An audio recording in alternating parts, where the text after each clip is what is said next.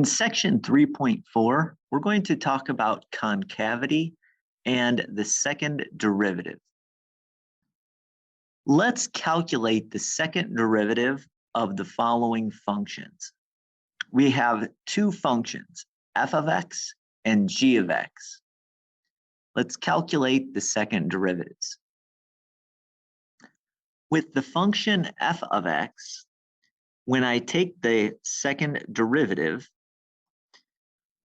to take the second derivative, I first have to take the first derivative. F prime of x is equal to 2x minus 7. The second derivative, therefore, is the constant 2. With g of x, the first derivative, g prime of x, is the derivative of the function. That will be 9x squared minus 16x plus 2. The second derivative, g double prime of x, is the derivative of the first derivative. That is 18x minus 16. We've dealt with second derivatives and calculating them before, so this should not be a surprise. Those second derivatives we saw earlier dealt with how things change, right? Derivatives in general deal with how a function changes. So earlier in the semester, we said if our function represents some position function, how a position changes could be interpreted as speed.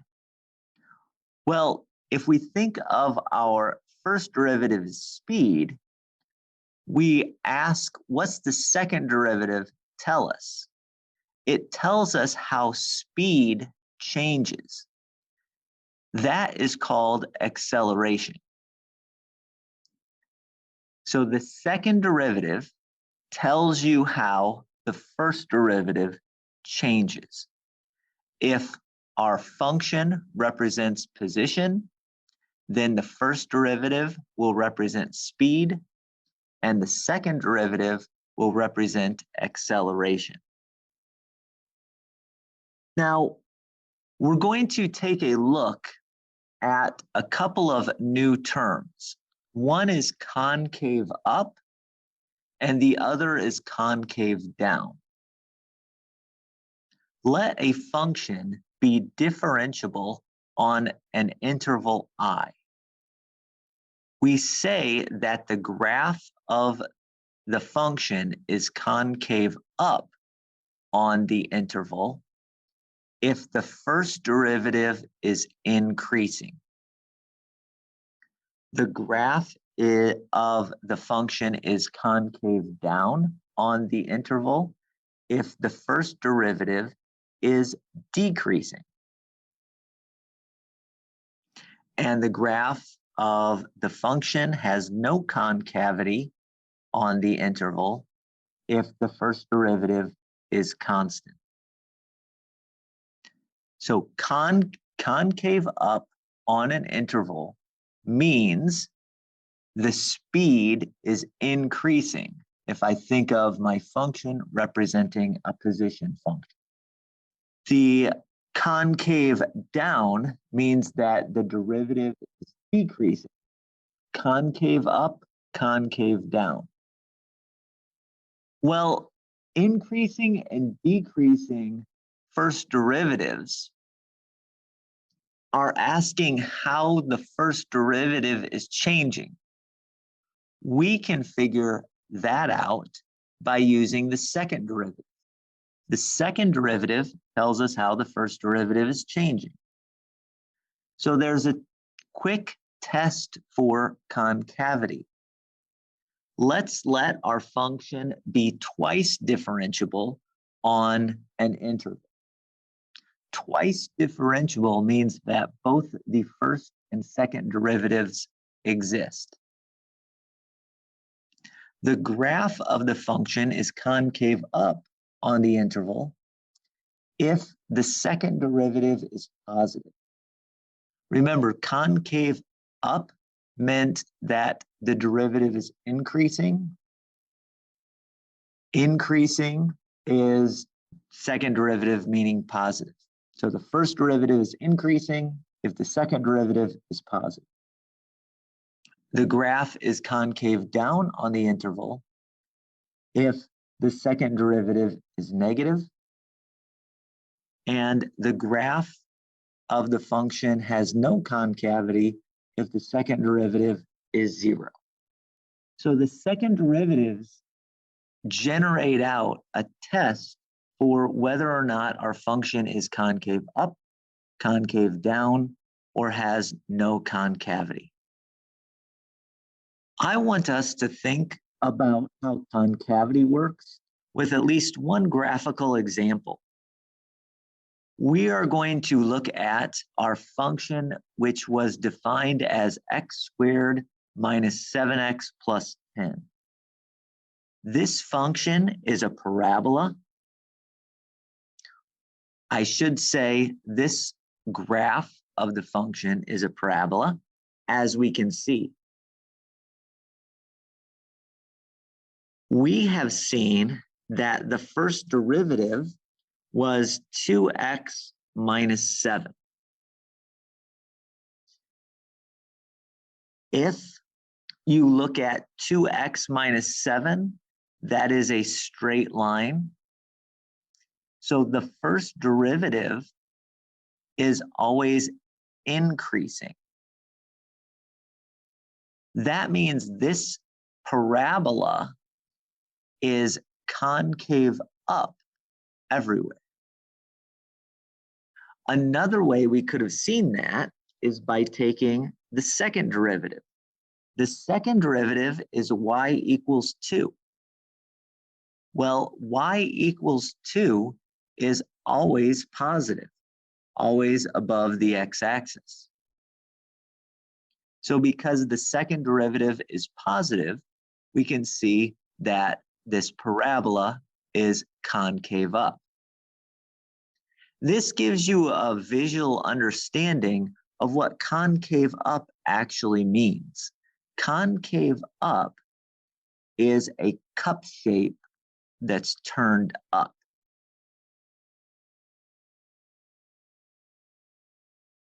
By the way, if we would have turned this thing upside down, this cup shape turned upside down is called concave down.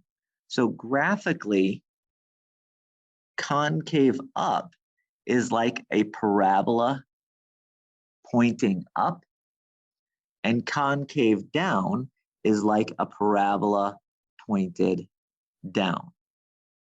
So this graph is concave down everywhere. This graph is concave up everywhere. That is the idea graphically of what concave up and concave down look like.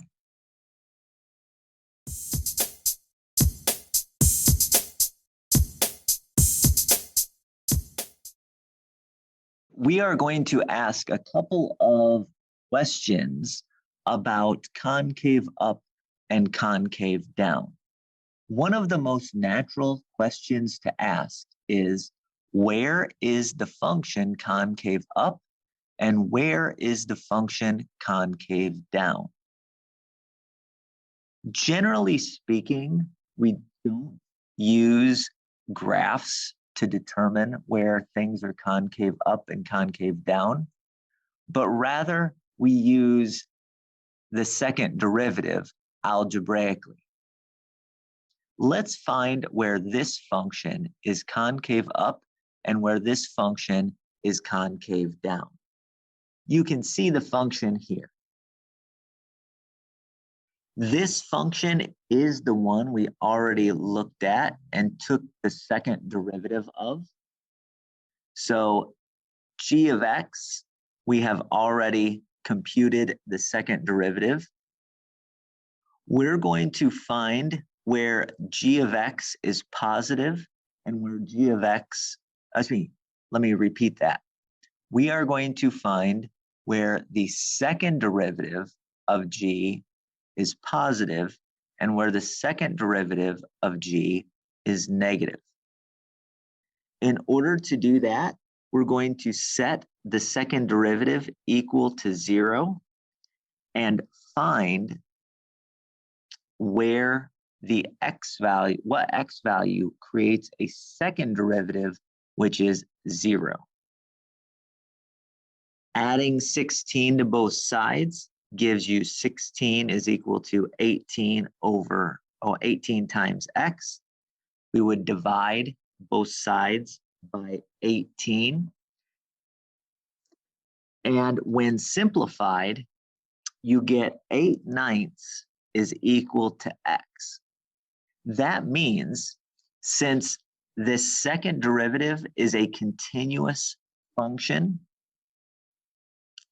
on one side of the x equals 8/9 line, it's going to either be concave up or concave down. And on the other side of the x equals 8/9, it's going to be concave up or concave down. Just like we saw earlier, the spots where we can change from concave up to concave down is where our second derivative changes from negative to positive or positive to negative. That can only happen if we cross through 0. We create two intervals, one from negative infinity all the way up to 8/9, and the other from 8/9 all the way up to positive infinity.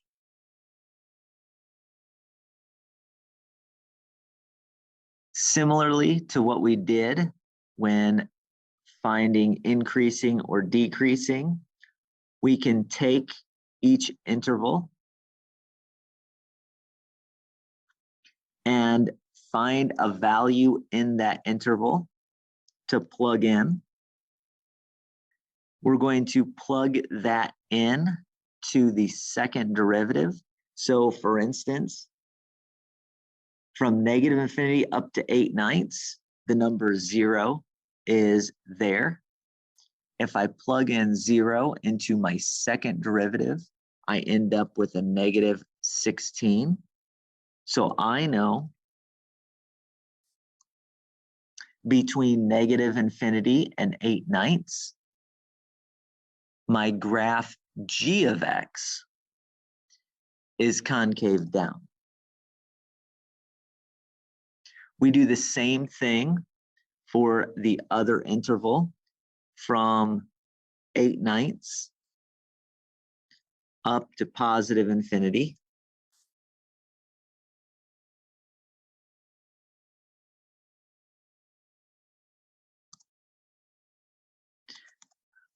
Let's plug in 1 into the second derivative. 1 is above 8/9 but less than infinity. So plug in 1. If you wanted to choose something else like 2 or 3 or 900, that's fine too. But plugging in 1 gives you an output value of 2. 18 times 1 minus 16. And that is positive. So g of x, the original function, we know is concave up on that interval. So between negative infinity and 8/9, our function is concave down. Between 8/9 and positive infinity, our function is concave up. Here is a graph of the function g of x equals 3x to the third minus 8x squared plus 2x minus 7. It looks like this. Notice that it goes up, it goes up, turns down, goes back up. If you want to figure out where the concavity changes, well, the concavity changes right here at the x equals 8/9 value. There. So notice to the left of that value, this kind of looks like a parabola shape that's pointed down. And then once we hit that point, it looks like a parabolic shape, but pointed up. So the second derivative is decreasing. The first derivative is decreasing along here and then starts increasing once again once you cross that point. So again, there's a lot of things to keep track of. One, we looked at in earlier sections was where the function increases, where the function decreases. Now we're saying, where does the derivative increase? Where does the derivative decrease? And visually, what that looks like is what looks like a parabola pointed down and what looks like a parabola pointed up.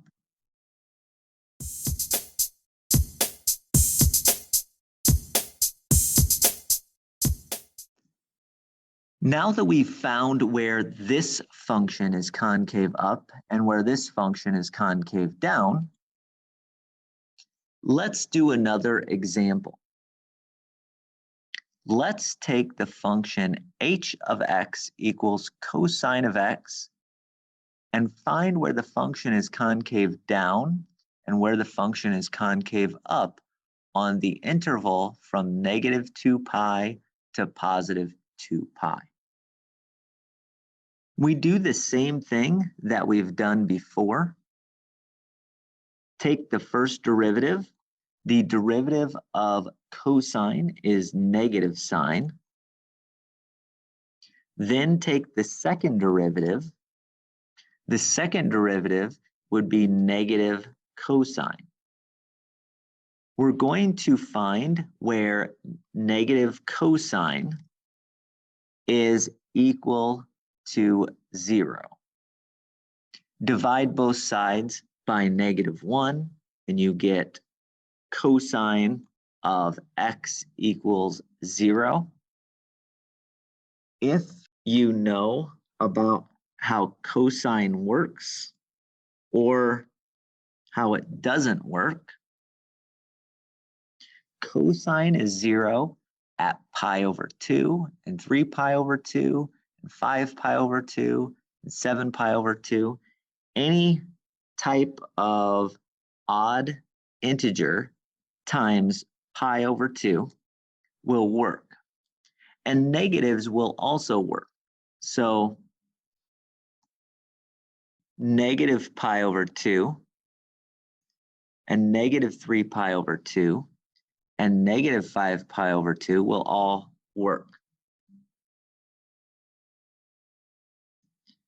You could keep going with this pattern forever.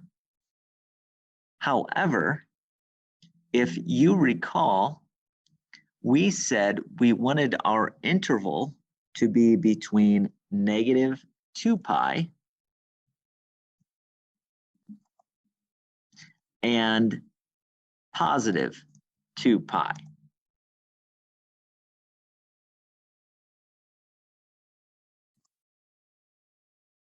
Because we want that interval, we only want these middle 4 values, -3 pi over 2, -pi over 2, pi over 2, and 3 pi over 2.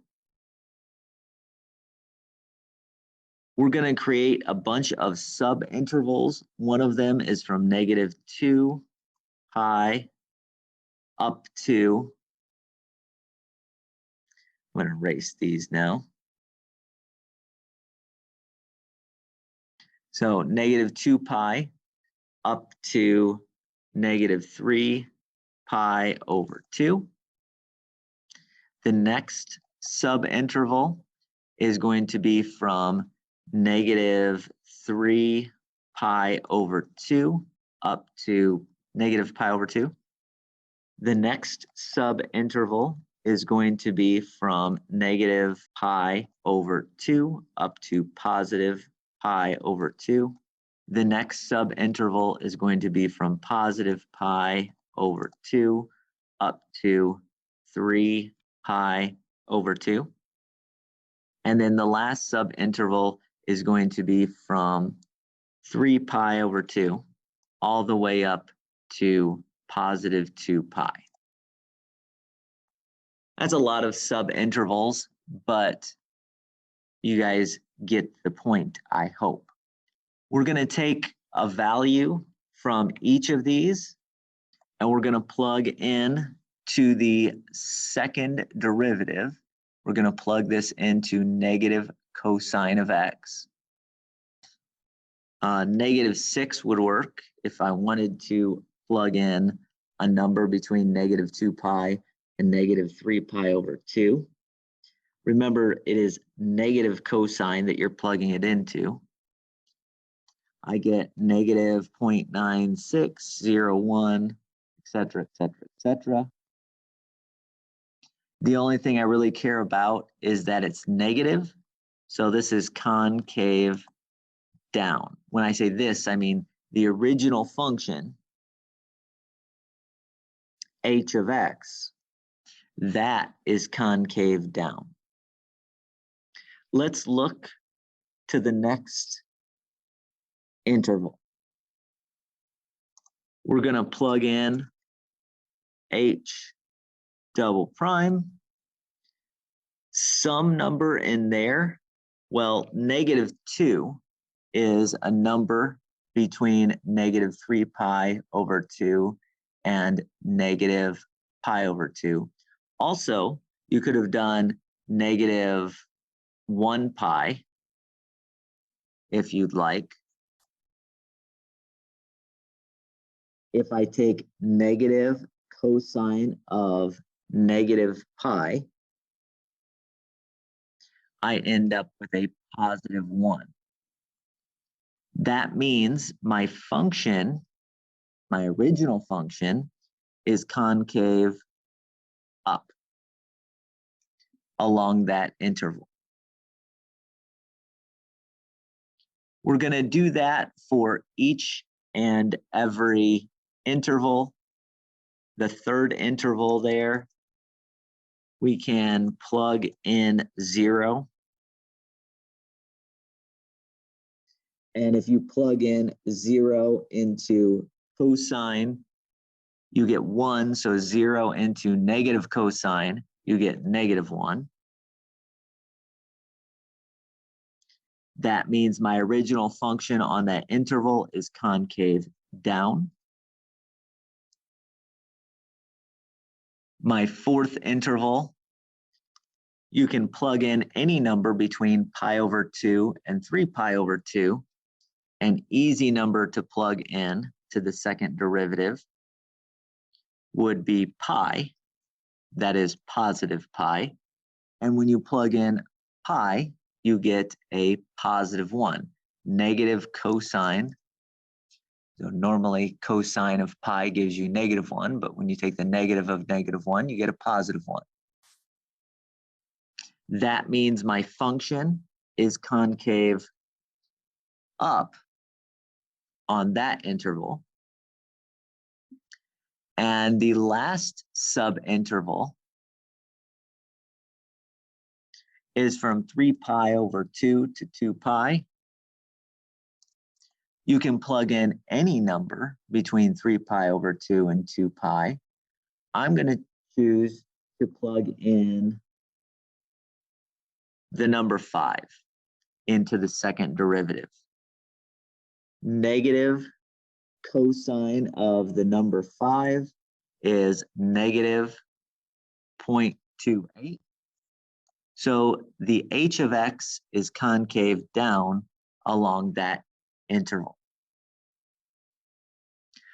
You probably would have guessed that cosine alternates between concave down and concave up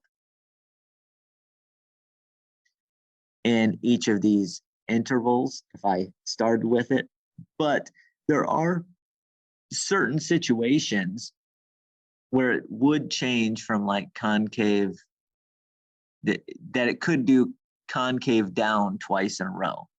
Obviously that doesn't happen on cosine, but there are functions in which you can have concave down twice in a row or concave up twice in a row on these subintervals.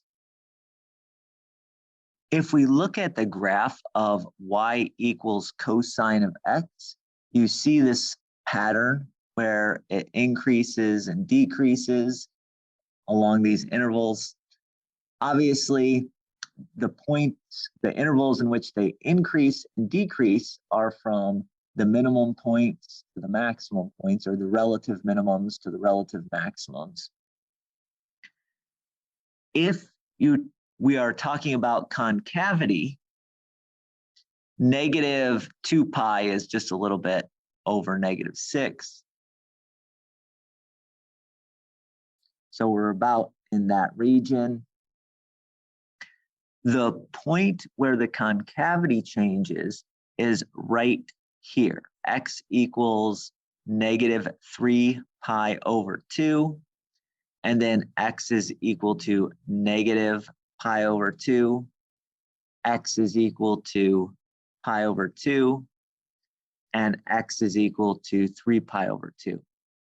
In between there, we can see that we get the sort of parabolic shape pointing downward to the left of the red line. When you go in between negative 3 pi over 2 and negative pi over 2, you get a parabolic shape pointing upwards. And then from negative pi over 2 to positive pi over 2, you get a parabolic shape pointed downwards, then up again, then down again, then up again. We see, therefore, the change in concavity at these points, or rather along these intervals, we see the concavity.